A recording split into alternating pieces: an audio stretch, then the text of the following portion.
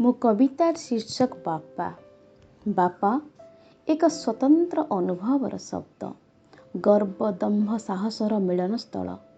बापा सबु विपद को सामना करी घंट घोड़ाउथिबा मनीष, मन तलर वेदना को चापी रखी दुनिया आगरे खुशी थिबा व्यक्तित्व।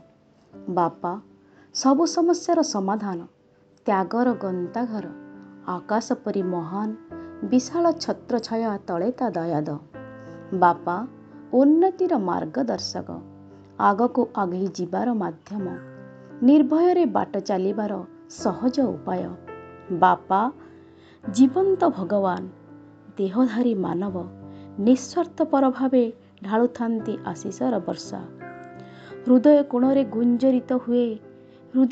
गुंजरित हुए तांकरी समय, जेबे से छाड़ी जाती अफेरा राइजे। सबु थाई भी निस्व लागे, बुझी हेउ नथिबा विषय सबु बुझी होई जाए। विचलित करे तांकरी मुहूर्त, घूरी घूरी आखि खोजे से दिव्य पुरुष। लुह आसे आखिरे, कोह आसे मनरे, लुह आसे आखिरे, कोह आसे मनरे।